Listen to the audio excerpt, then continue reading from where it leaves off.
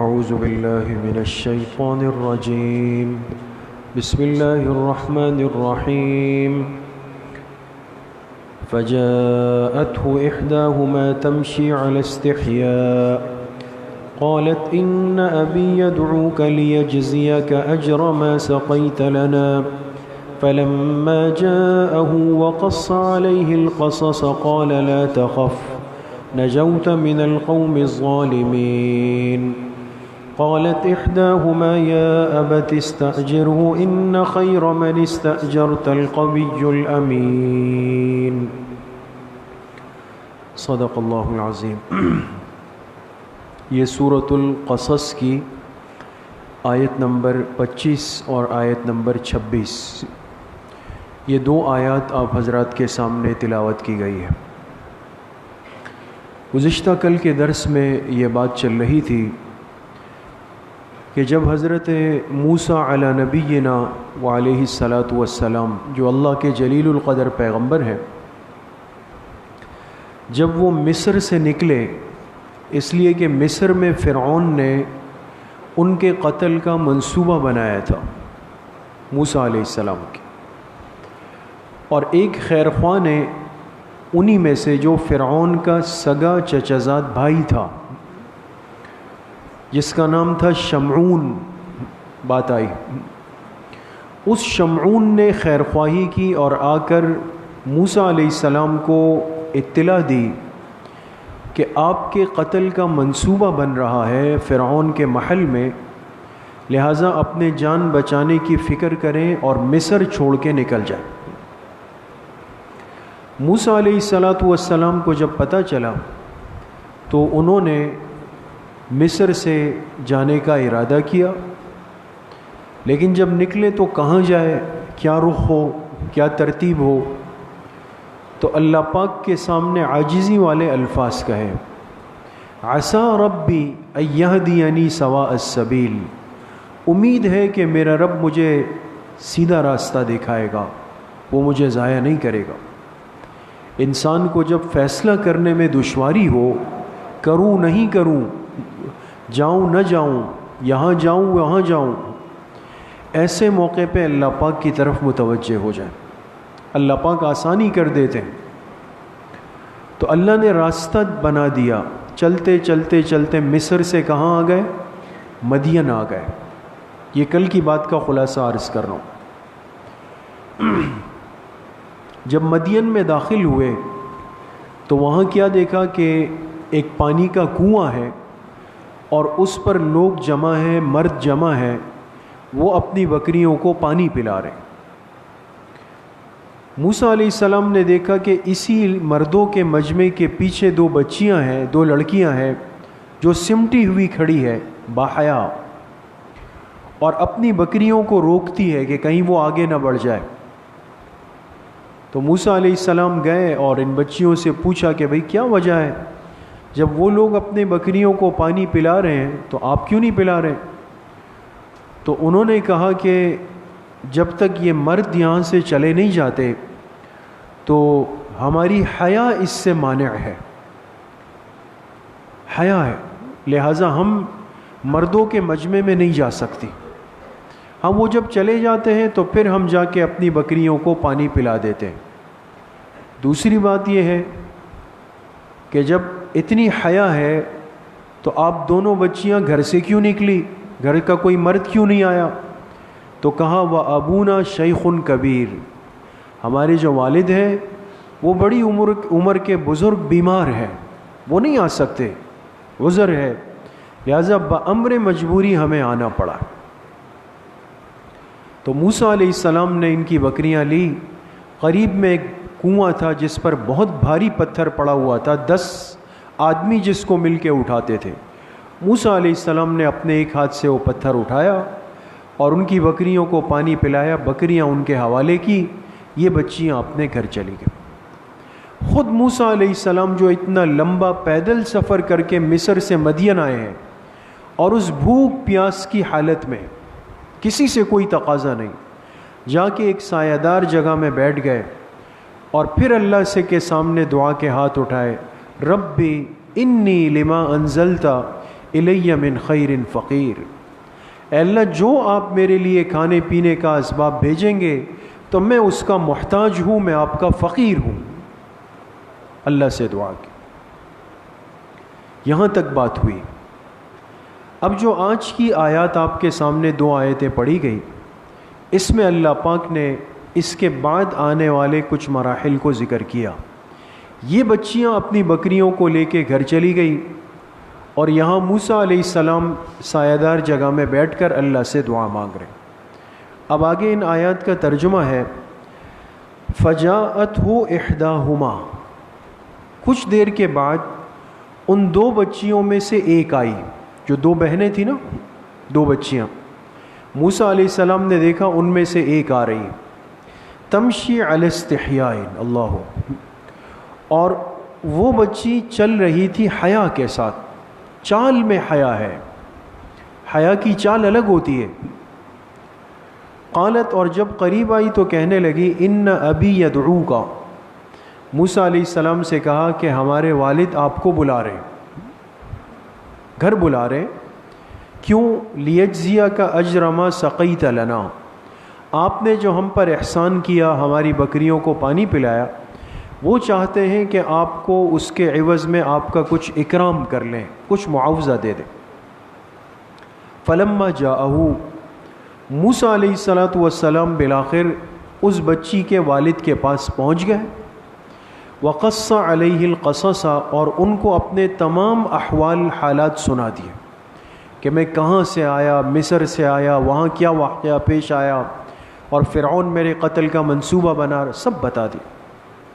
قالا، جب انہوں نے سنا، کہا لا تخف، کہا اب گھبرانے کی ضرورت نہیں، نجوت من القوم الظالمین، آپ کو اللہ نے ظالم قوم سے نجات دے دی۔ فرعون کی جو بادشاہت تھی وہ مدین اس کے دائرے میں نہیں آتا تھا، اس سے باہر تھا، اس لیے ان کو تسلی دی اور کہا اب آپ پریشان نہ ہو، ظالم قوم سے اللہ نے آپ کو نجات دے دی۔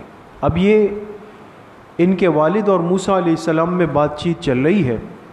قالت احداہما، کہ ان 2 بچیوں میں سے ایک نے کہا، جو بڑی والی تھی، اس نے کہا یا ابت، اے ابا جان، استاجرہ، میرا مشورہ ہے کہ اس نوجوان کو اجرت پہ رکھ دیں، اپنے گھر اجرت پہ ملازم رکھ لیں۔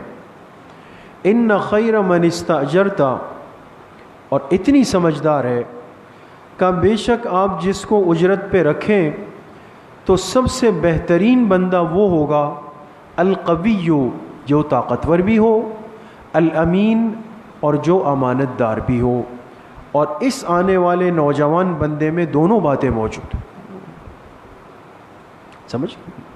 یہ ان 2 آیات کا ترجمہ ہے۔ اب قرآن کریم میں جو درمیان کے حالات ہیں، اس لیے کہ یہ بات ہمیشہ ذہن میں رکھیں کہ اللہ کا جو کلام ہے یہ ہماری عبرت اور اصلاح کے لیے ہے، اس میں واقعات تفصیل کے ساتھ اور ایک ایک جزیہ ایک ایسا نہیں ہوتا، یہ پھر احادیث سے معلوم ہوتا ہے، تفسیروں سے پتہ چلتا ہے کہ بیچ میں کیا واقعات پیش آئے۔ اب جب موسیٰ علیہ السلام نے ان 2 بچیوں کی بکریوں کو پانی پلا دیا، خود جا کے ایک سایہ دار درخت کے نیچے بیٹھ گئے، یہاں تک قرآن کریم میں ذکر ہے۔ یہ 2 بچیاں جب گھر پہنچی تو ظاہر سی بات ہے کہ ایک کام جب ترتیب اور روٹین کے خلاف ہو جائے، وہ بچیاں آج جلدی آ گئی گھر پہ۔ جلدی کیوں آئی؟ اس لیے کہ آج پانی کسی اور نے جلدی بھر کے بکریوں کو پلا دیا۔ عام طور پہ تو یہ انتظار کرتی تھی کہ بھئی مرد چلے جائیں، پھر جگہ بنے، پھر ہم بکریوں کو پلائیں، پھر لے جائیں۔ آج تو ایک نیک سیرت آدمی آیا، اس نے بکریوں کو پانی پلا کے ان کو جلدی فارغ کر دیا۔ تو والد نے پوچھا اپنی بیٹیوں سے کہ بھئی آپ تو آج جلدی آ گئی، تو انہوں نے کہا کہ آج تو اللہ نے بڑی نصرت کی، ہم کھڑی ہوئی تھی اور ایک نوجوان خوبصورت آیا اور بہت ہی پاکیزہ طبیعت والا، اس نے آ کے ہم سے پوچھا، ہم نے اپنی بات بتائی، اس نے جا کے اس قریبی کنویں کا جو ڈھکنا تھا جس کو 10 آدمی نہیں اٹھا سکتے، اس کو اس نوجوان نے ایک ہاتھ سے اٹھایا اور پھر ہماری بکریوں کو پانی پلایا، ہمارے حوالے کیا اور ہمیں گھر بھیج دیا، اس لیے ہم جلدی آ گئے۔ تو ان دو بچیوں کے جو والد تھے، کل بات آئی کہ وہ کون تھے؟ حضرت شعیب علیہ السلام، وہ اللہ کے پیغمبر ہیں۔ تو کہتے ہیں نا جنس کی طرف مائل ہوتی ہے، ولی را ولی میں شناست۔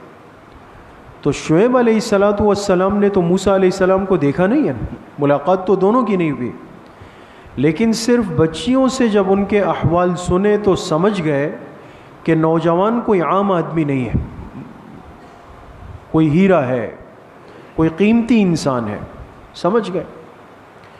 تو اپنی بڑی بچی سے کہا کہ اب آپ جائیں اور جا کر اگر وہ نوجوان ملے تو ان سے کہیں کہ ہمارے والد جو شیخ ہیں، بزرگ ہیں، وہ آپ کو گھر بلا رہے ہیں، خود نہیں آ سکتے اور چاہتے ہیں کہ آپ کا کچھ اکرام کر لیں، کوئی خدمت کر لیں، معاوضہ دے دیں، اس لیے کہ آپ نے ہماری مدد کی۔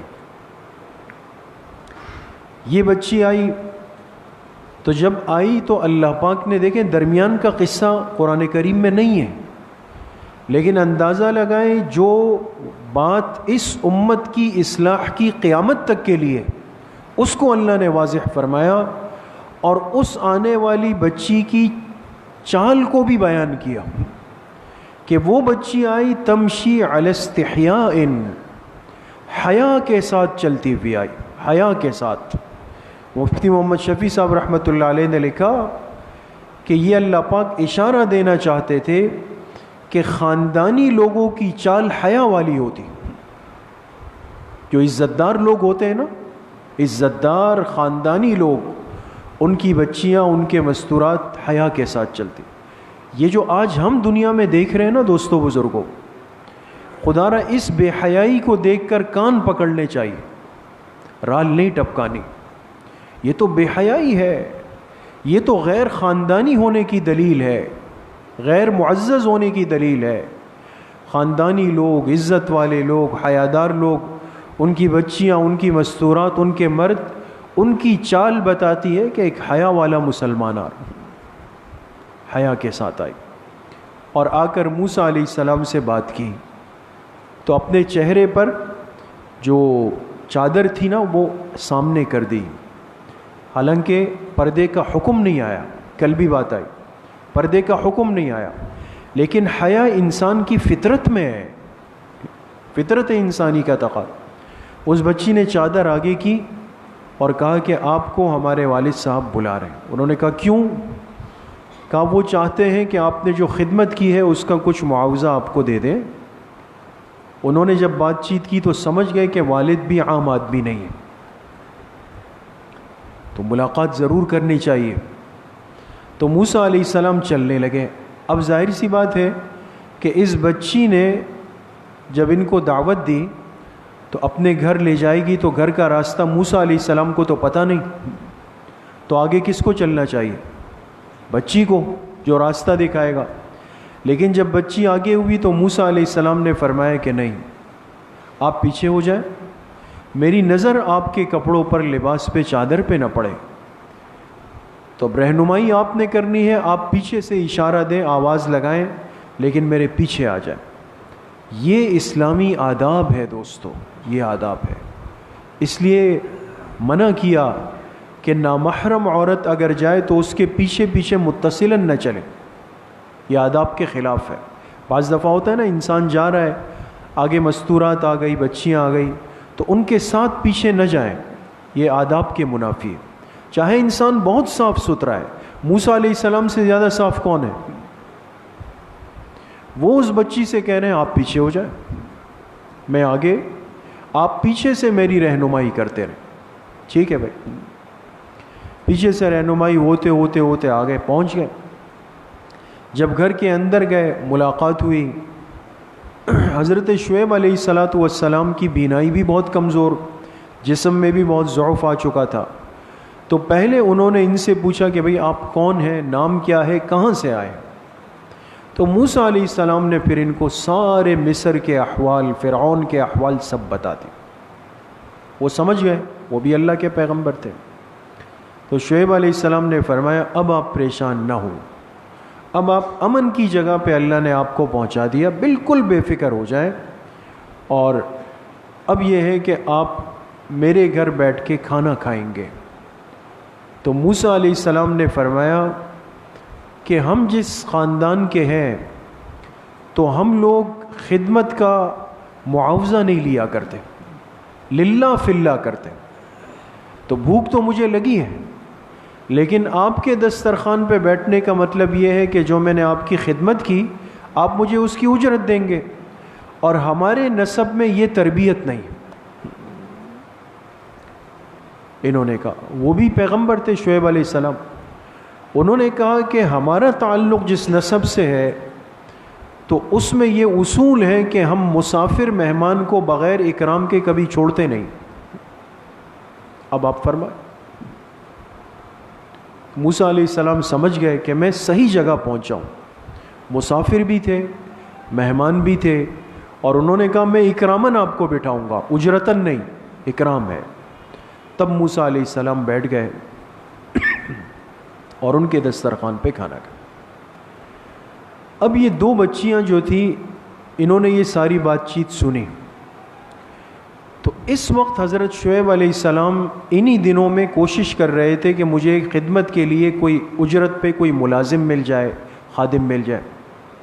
تو جو دو میں سے بڑی بچی تھی یہ بہت سمجھدار تھی، سمجھدار، اس نے جب باتیں سنی نا تو اس نے ایک بات اخذ کی اور اپنے والد سے کہا کہ ابا جان، جب یہ نوجوان آپ کے پاس پہنچا ہے تو آپ نے غور نہیں کیا کتنا قیمتی ہے، ویسے ہی ہمیں اجرت پہ کوئی خادم چاہیے، تو اس کو آپ اجرت پہ رکھ لیں، اصل بات آگے۔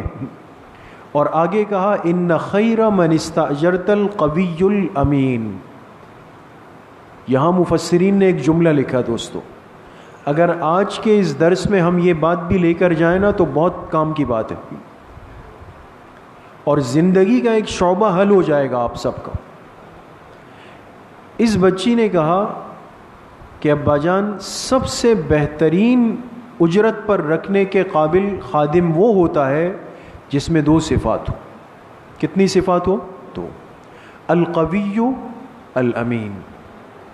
ایک تو یہ کہ وہ واقعی اس کام کی طاقت بھی رکھتا ہو۔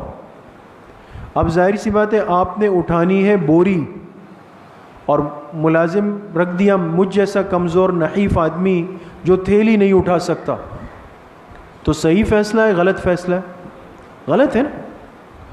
کام پہ تو وہی رکھا جائے جس میں اس کام کی طاقت ہو، ایک۔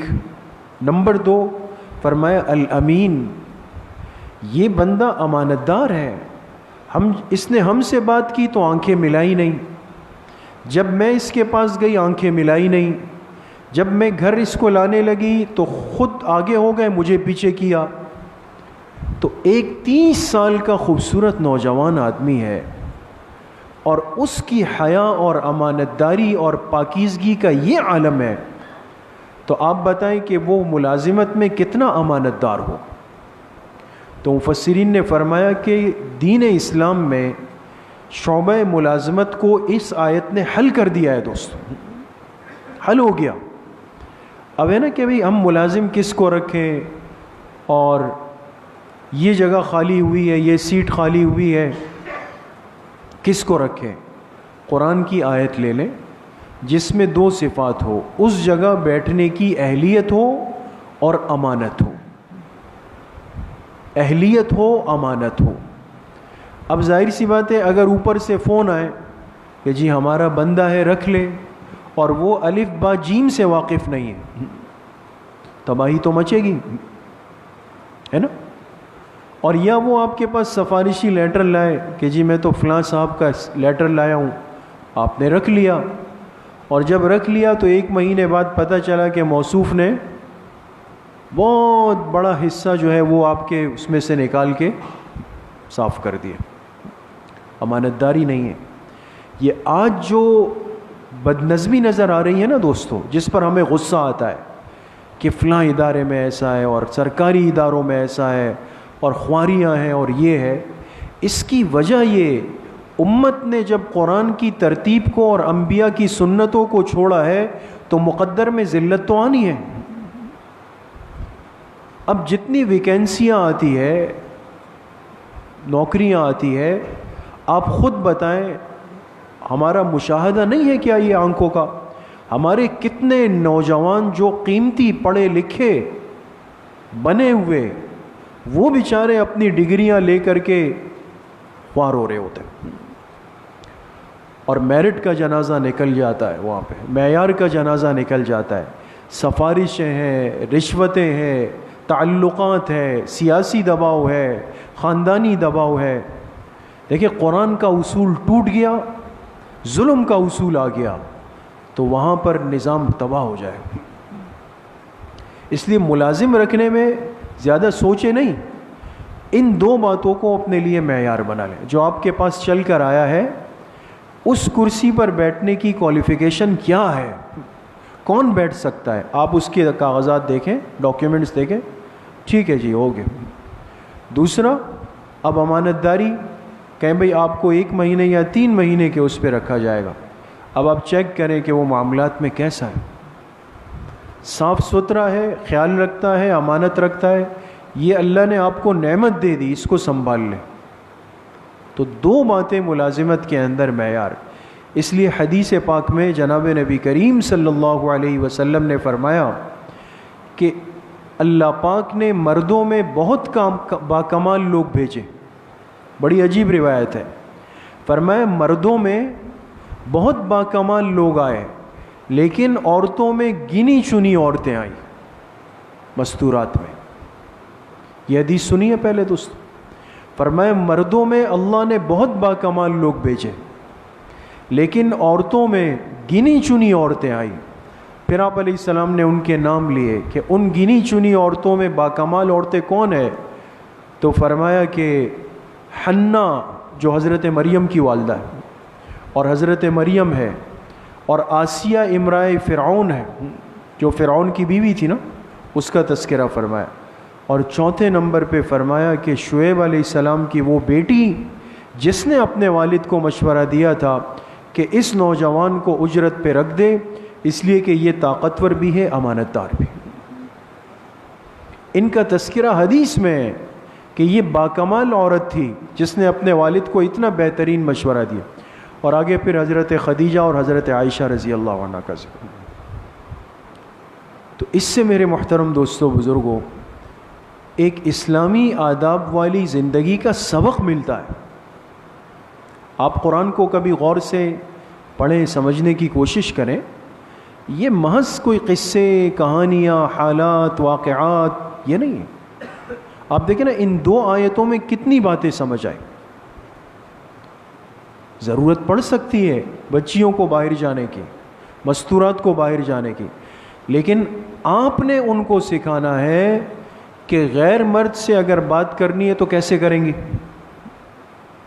گھر کے دروازے پہ غیر مرد آئے، مرد نہیں ہے گھر پہ، تو مستورات نے اس کو کیسے جواب دینا ہے، یہ آپ نے سکھانا ہے ان کو۔ راستے میں آپ جا رہے ہیں، مستورات آ رہی ہے، اب آپ نے آگے ہونا ہے، ان کو آگے کرنا ہے، یہ آپ نے سیکھنا ہے قرآن کریم سے۔ سمجھ میں آ رہی یہ باتیں؟ آیت آپ نے دکان کھولی، آفس ہے، فیکٹری ہے، کمپنی ہے، ملازمین رکھنے ہیں، پوری لسٹ آ گئی، درخواستیں آ رہی ہے، کیا کرنا ہے؟ سر درد نہ لیں، قرآن کو سامنے رکھ لیں، اس معیار پر تقرریاں کرتے رہیں، کبھی پریشانی نہیں ہو۔ یہ اللہ پاک کے کلام کی برکت ہے۔ اللہ کریم مجھے بھی آپ سب کو صحیح عمل کی توفیق نصیب فرمائے۔ الحمدللہ رب العالمین والصلاة والسلام علی سید الانبیاء والمرسلین۔